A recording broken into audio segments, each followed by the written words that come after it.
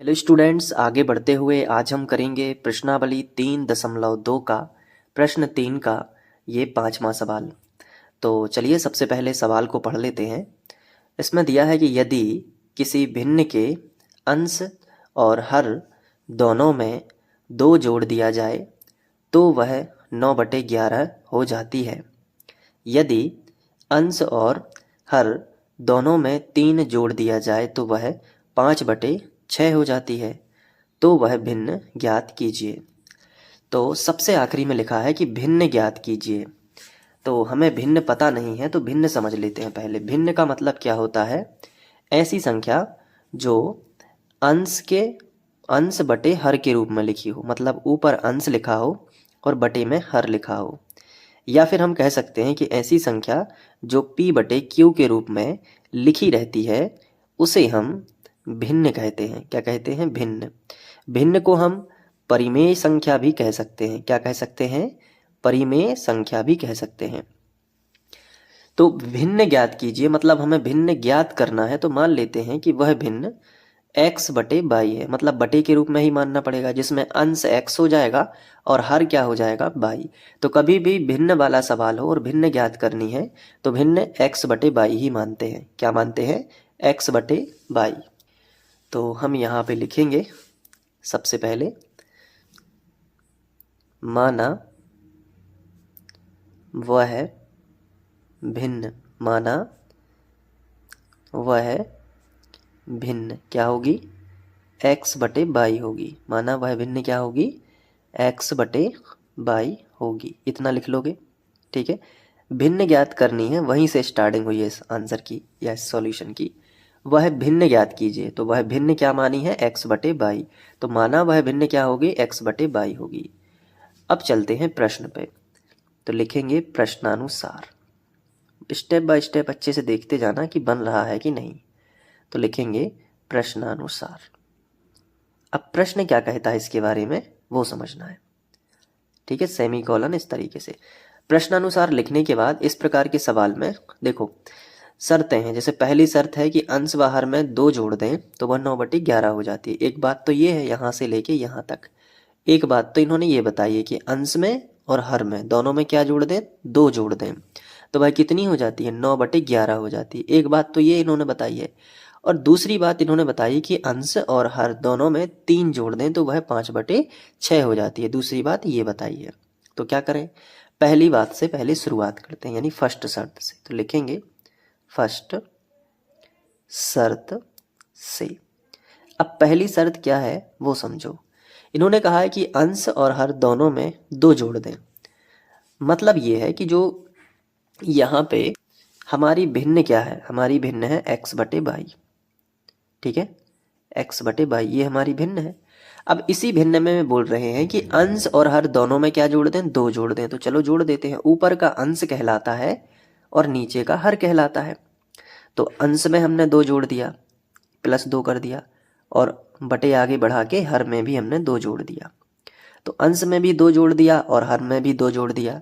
तो अंश और हर दोनों में 2 जोड़ दें तो वह कितनी हो रही है? 9/11 हो जाती है। तो अपन ने लिखा कि बराबर में वो हो जाती है 9/11। तो 9/11 हो जाती है। अब इसका त्रिया गुणा करके एक समीकरण मिल जाएगा, जिसे समीकरण 1 बना देंगे। देखो कैसे? 11 का x में होगा और 11 का 2 में भी होगा। उसी तरीके से 9 का y में होगा और 9 का 2 में भी गुणा होगा। तो यहाँ पे कोष्टक में लिख देना एग्जाम में त्रियक गुणा। लिख लोगे? स्टेप बाय स्टेप हर एक चीज अच्छे से लिखते जाना। तो 11 का x में होगा तो क्या होगा? 11x, फिर 11 है दूनी 22, तो प्लस में हो जाएगा 22, फिर बीच में लगेगा बराबर। अब इस तरफ से होगा तो 9 का y में होगा तो हो जाएगा 9y, और 9 का करोगे 2 में तो 9 दूनी 18, इस तरीके से हो जाएगा। अब x y एक तरफ करते हैं और संख्या संख्या एक तरफ करते हैं। तो देखो x तो इस तरफ था तो 11x लिख लिया, लेकिन ये संख्या उस तरफ ले जाएंगे तो नहीं लिखेंगे। और ये जो धन का 9y है ना, इसको इस तरफ ले आए तो माइनस का हो जाएगा 9y। फिर बराबर लगा दिया, और बराबर के बाद जो संख्या पहले से लिखी है उसको हम ज्यों का त्यों लिखेंगे, और जो संख्या ट्रांसफर हुई है जो प्लस का 22 है इस तरफ आ जाएगा तो माइनस का 22 हो जाएगा।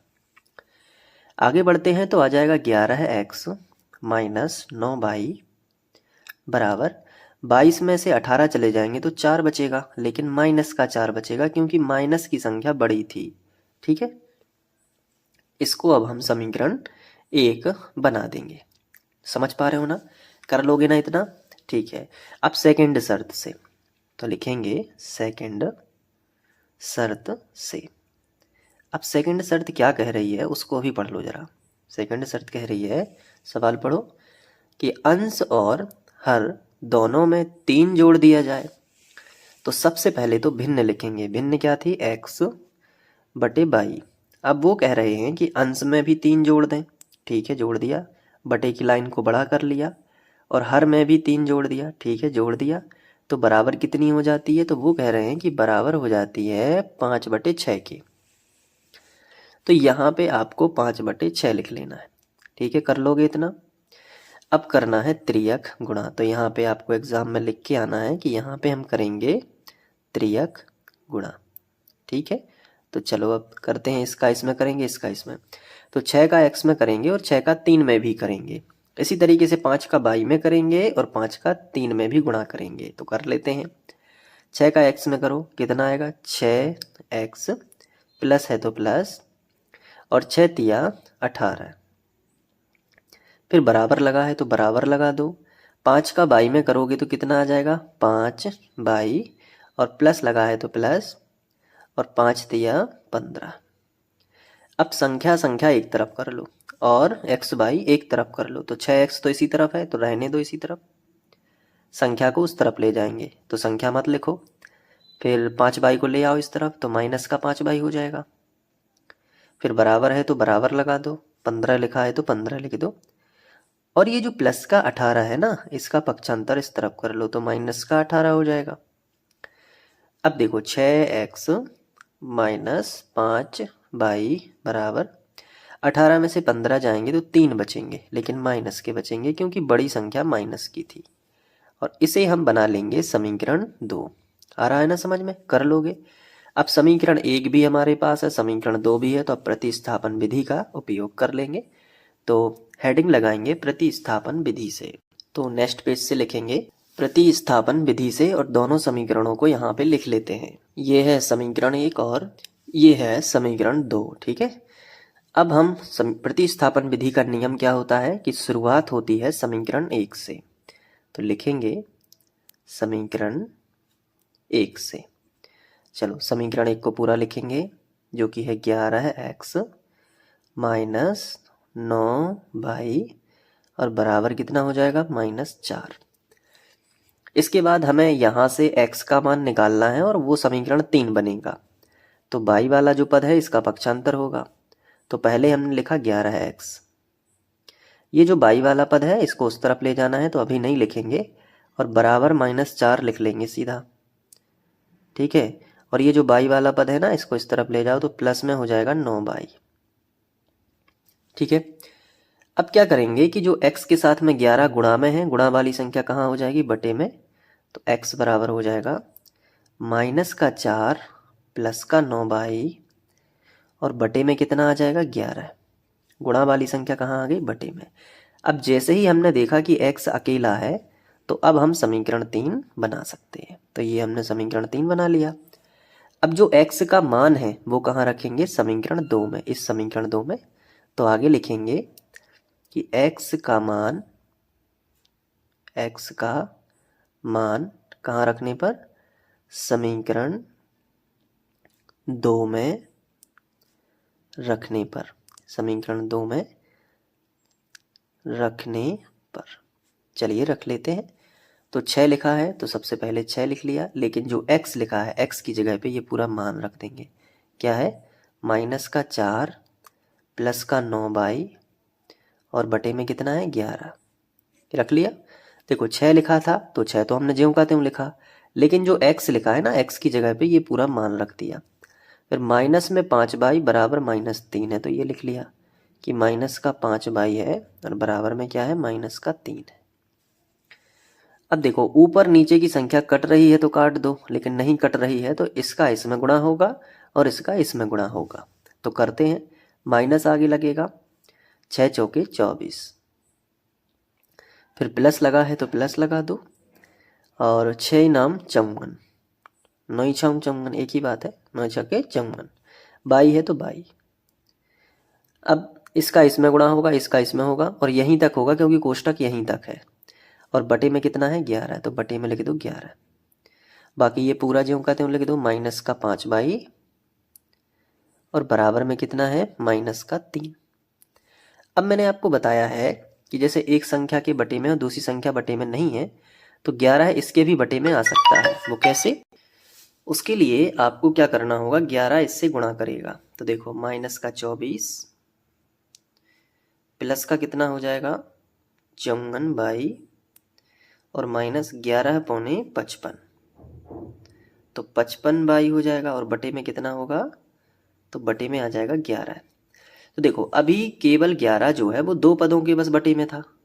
अब देखो ये तीनों पदों के यानी 1 2 तीनों पदों के बटे में हो गया। कैसे हुआ? जब 11 ने इस 5 से गुणा कर लिया तो 55 हो गया, बटे में 11 लिख सकते हैं। इसे LCM बोलते हैं। और मैंने जब आपको प्रतिस्थापन विधि सिखाई थी तो उसमें ये वाला बताया भी था। और बराबर कितना हो जाएगा -3। बटे में कुछ नहीं है तो हम 1 लिख सकते हैं। अब हम त्रियक गुणा करेंगे तो इसका इसमें करेंगे और इसका इसमें करेंगे, तो हम यहाँ पे लिख लेते हैं त्रियक गुणा। ठीक है, त्रियक गुणा अब हम लिख लेते हैं। तो चलो 1 का करो इसमें, तो हो जाएगा -24 प्लस का 54/, माइनस का 55/, 1 का करोगे सेम यही आएगा बिल्कुल, बराबर, और 11 तिया 33, तो माइनस का कितना हो जाएगा 33 हो जाएगा। अब देखो बाई एक तरफ, संख्या संख्या एक तरफ, तो देखो 54/, 55/, बाई वाले है ना, इनको एक तरफ करते हैं, तो 54/, लिख लिया, माइनस का 55/, लिख लिया, फिर देखो बराबर है माइनस का कितना है 33। अब ये जो माइनस का 24 है इस तरफ आ जाएगा तो प्लस का 24 हो जाएगा। ठीक है, तो देखो 55/, में से 54/, घट जाएंगे तो 1/, बचेगा माइनस का, क्योंकि बड़ी संख्या 55 थी माइनस की, बराबर है तो बराबर। अब 33 में से 24 को घटाना है, तो रफ पेपर का यूज़ कर लेंगे, 33 को ऊपर लिखेंगे और 24 को नीचे लिखेंगे। घटा लो, 3 के मान लेते हैं 13, 13 में से 4 जाएंगे बचेंगे 9, यहाँ पे क्या बचेगा, यहाँ पे बचेगा, देखो एक इसको दे दिया था 13 करने के लिए, 2 बचा, 2 में से 2 तो क्रॉस, यानी 9 बचेगा, तो माइनस का 9 बच गया, तो माइनस से माइनस बराबर की दोनों तरफ से कट जाएगा, तो बाई बराबर कितना आ जाएगा 9 आ जाएगा। ठीक है, तो बाई का मान कितना आ गया 9। अब जो बाई का मान रहता है वो समीकरण 3 में रख सकते हैं, देखो यहाँ पे इस जगह पे, तो लिखेंगे बाई का मान कहाँ रखने पे, समीकरण 3 में रखने पर, समीकरण 3 में रखने पर रख देते हैं। समीकरण 3 क्या है, ये देखो, ये है समीकरण 3, इस कागज पे लिख लेते हैं, ये देखो आ गया, ये समीकरण 3 सेम वही लिख लिया। चलो अब नीचे चलते हैं इस कागज को लेके, ये है समीकरण 3, क्या है, पहले x है तो x लिख लो, बराबर है तो बराबर लिख लो, फिर क्या है -4 है तो -4, प्लस लगा है तो प्लस, 9 है तो 9, और बाई की जगह पे कितना है 9, तो बाई की जगह पे 9 रख दिया। देखो ये बाई था ना, इसकी जगह पे 9 रख दिया कोष्टक में, और बटे कितना कर दिया 11 कर दिया। अब इसको हटा दो, सॉल्व कर लो इसको, तो 11x बराबर -4 और 9 नाम 81, और बटे कितना हो जाएगा, बटे में हो जाएगा 11। अब देखो 81 में से 4 को घटाना है तो 77 बचेगा, कितना बचेगा 77, बहुत ध्यान से समझना, कितना बचेगा 77, 77 78 79, 78 79, और बटी में कितना बचेगा 11। ठीक है, तो 11 7 77, तो x बराबर कितना होगा 11 7 77, 7 बार चला गया, तो x बराबर 7। तो इसका मतलब है कि जो भिन्न हमने मानी थी वो क्या थी, x बटे वाई, तो जो भिन्न हमारी यहाँ पे आएगी लिखेंगे, अतः अभीष्ट भिन्न जो हमने मानी थी x बटे वाई, तो x का मान कितना है 7 बटे वाई का मान कितना है, वाई का मान 9 है, तो अभीष्ट भिन्न कितनी होगी 7 बटे 9 होगी। यही हमारा आंसर आ जाएगा। अब आपको नोट करना है तो मैं क्रम से दिखा देता हूँ। ये देखिए यहाँ से आपको लिखना है